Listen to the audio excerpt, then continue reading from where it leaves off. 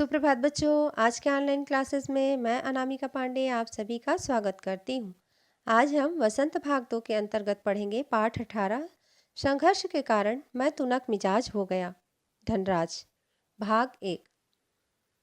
इसमें धनराज पिल्लई के बचपन से लेकर अब तक की प्रमुख घटनाओं का वर्णन किया गया है। धनराज पिल्लई का बचपन खिड़की पुणे की तंग गलियों में व्यतीत हुआ था और अब वे मुंबई के हीरानंदानी पवई कॉम्प्लेक्स में महाराष्ट्र सरकार द्वारा दिए गए फ्लैट में रहते हैं। इसी बीच विनीता पांडे के द्वारा इनका साक्षात्कार लिया जाता है। उसके कुछ अंश स्वरूप यहाँ दिया जा रहा है। खिड़की पुणे की तंग गलियों से लेकर मुंबई के हीरानंदानी पवई कॉम्प्लेक्स तक आपका सफ़र बहुत लंबा और कष्टसाध्य रहा है। उस सफ़र के बारे में कुछ बताएं।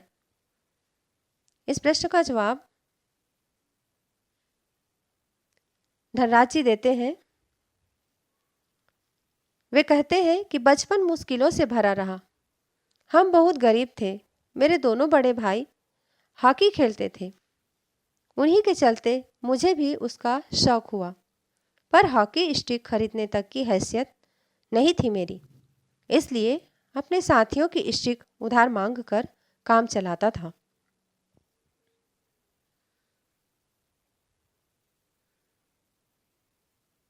वह मुझे तभी मिलती जब वे खेल चुके होते थे। इसके लिए बहुत धीरज के साथ अपनी बारी का इंतज़ार करना पड़ता था। मुझे अपनी पहली स्टिक तब मिली जब मेरे बड़े भाई को भारतीय कैंप के लिए चुन लिया गया। उसने मुझे अपनी पुरानी स्टिक दे दी। वह नई तो नहीं थी, लेकिन मेरे लिए बहुत कीमती थी, क्योंकि वह मेरी अपनी थी। मैंने अपने जूनियर राष्ट्रीय हॉकी सन 1985 में मणिपुर में खेली। तब मैं सिर्फ 16 साल का था। देखने में दुबला पतला और छोटे बच्चे जैसा चेहरा। अपनी दुबली कद-काठी के बावजूद मेरा ऐसा दबदबा था कि कोई मुझसे भिड़ने की कोशिश नहीं करता था। मैं बहुत जुझारू था, मैदान में भी और मैदान से बाहर भी।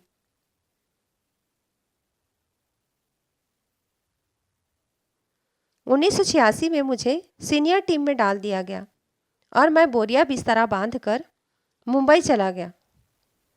उस साल मैंने और मेरे बड़े भाई रमेश ने मुंबई लीग में बेहतरीन खेल खेला। हमने खूब धूम मचाई। इसी के चलते मेरे अंदर एक उम्मीद जागी कि ओलंपिक 1988 के लिए नेशनल कैंप से बुलावा जरूर आएगा, पर नहीं आया। मेरा नाम 57 खिलाड़ियों की लिस्ट में भी नहीं था। बड़ी मायूसी हुई, मगर एक साल बाद ही ऑलविन एशिया कप के कैंप के लिए मुझे चुन लिया गया। तब से लेकर आज तक मैंने पीछे मुड़कर नहीं देखा। धनराज पिल्लई का बचपन अनेक कठिनाइयों से भरा हुआ था। उनका परिवार बहुत गरीब था। उनके दोनों बड़े भाई हॉकी खेलते थे। धनराज भी हॉकी खेलना चाहता था, परंतु उसके पास हॉकी स्टिक खरीदने के लिए पैसे नहीं थे। वह अपने साथियों की स्टिक उधार मांग मांग कर खेला करता था। जब उनके बड़े भाई को भारतीय कैंप में चुन लिया गया, तो उन्होंने धनराज को अपनी पुरानी स्टिक दे दी थी, जो धनराज के लिए बहुत अमूल्य स्टिक थी, क्योंकि यह उसकी अपनी थी। धनराज जी आगे बताते हैं कि धनराज जब 16 वर्ष के दुबले पतले छोटे बच्चे जैसे चेहरे वाले दिखाई देते थे, तो उन्हें सन 1985 में मणिपुर में खेले जाने वाली जूनियर राष्ट्रीय हॉकी खेलने का अवसर मिला था।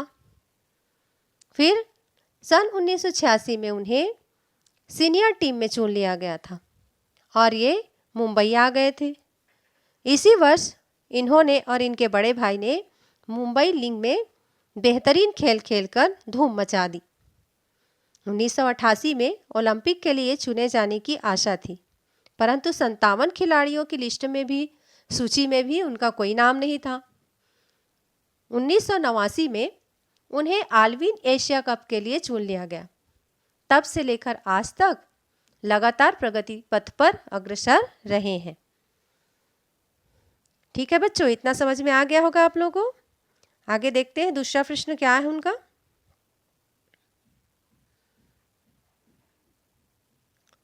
अगला प्रश्न विनीता जी कहती है कि आपका विद्यार्थी जीवन कैसा रहा? अपने स्कूल के दिनों से आपकी किस प्रकार की यादें जुड़ी हैं? स्कूल के बारे में धनराज जी बताते हैं। हम भी जान लेते हैं इनका स्कूली जीवन कैसा रहा। मैं पढ़ने में एकदम फिसड्डी था। धनराज जी कहते हैं कि वो पढ़ाई में बहुत कमज़ोर थे। किसी तरह 10वीं तक पहुंचा, मगर उसके आगे तो मामला बहुत कठिन था। एक बात कहूँ, अगर मैं हॉकी खिलाड़ी ना होता तो शायद एक चपरासी की नौकरी भी मुझे ना मिलती। धनराज जी कहते हैं कि मैं पढ़ाई में बहुत कमज़ोर था, मुश्किल से 10वीं पास किया और उसके आगे तो पढ़ ही नहीं पाए। और वो बोलते हैं कि यदि मैं हॉकी खिलाड़ी नहीं बनता तो मुझे चपरासी की नौकरी भी नसीब नहीं होती। आज मैं बैचलर ऑफ साइंस या आर्ट भले ही ना हो, पर गर्व से कह सकता हूँ कि मैं बैचलर ऑफ हॉकी हूँ। हंसते हुए वो कहते हैं, और मेरी शादी के लिए आप मुझे मास्टर ऑफ हॉकी कह सकते हैं। वो बताते हैं कि मैं भले ही बैचलर ऑफ साइंस नहीं बन सका, बैचलर ऑफ आर्ट्स भी ना बन सका, लेकिन मैं बैचलर ऑफ हॉकी हूँ, तो मुझे गर्व होता है अपने आप पर। अपने आप को धनराज जी मास्टर ऑफ हॉकी समझते हैं, और है भी।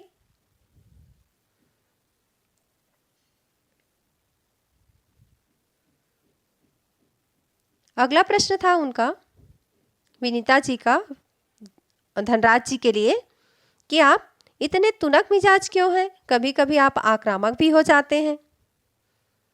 आइए जानते हैं वो तुनक मिजाज कैसे बने। धनराज पिल्लै जी, इस बात का संबंध मेरे बचपन से जुड़ा हुआ है। मैं हमेशा से ही अपने आप को बहुत असुरक्षित महसूस करता रहा। मैंने अपनी माँ को देखा है कि उन्हें हमारे पालन पोषण में कितना संघर्ष करना पड़ा है। मेरी तुनक मिजाजी के पीछे कई वजहें हैं, लेकिन मैं बिना लाग लपेट वाला आदमी हूँ। मन में जो आता है सीधे सीधे कह डालता हूँ, और बात को कई बार पछताना भी पड़ता है। मुझसे अपना गुस्सा रोका नहीं जाता। दूसरे लोगों को भी मुझे उकसाने में मज़ा आता है। मुझे ज़िंदगी में हर छोटी बड़ी चीज़ के लिए जूझना पड़ा, जिससे मैं चिड़चिड़ा हो गया हूँ। साथ ही साथ मैं बहुत भावुक इंसान भी हूँ। मैं किसी को तकलीफ़ में नहीं देख सकता। मैं अपने दोस्तों और अपने परिवार की बहुत कदर करता हूँ। मुझे अपनी गलतियों के लिए माफ़ी मांगने में कोई शर्म महसूस नहीं होती। विनीता जी ने जब उनसे तुनक मिजाज होने का कारण पूछा, तो उन्होंने इस स्वभाव का कारण अपने बचपन से जुड़ा हुआ बताया। वे स्वयं को असुरक्षित महसूस करते थे। उनकी माँ को उनके पालन पोषण के लिए बहुत मेहनत करनी पड़ी थी। वे स्वयं को बहुत स्पष्टवादी मानते हैं। वे अपना गुस्सा रोक नहीं सकते थे। अन्य लोग उन्हें उकसाते थे। उन्हें ज़िंदगी में छोटी छोटी चीज़ों के लिए संघर्ष करना पड़ा, इसलिए वे चिड़चिड़े हो गए। धनराज अपने मित्रों से व अपने परिवार के लोगों से बहुत प्रेम करते हैं, उनकी बहुत इज्जत करते हैं।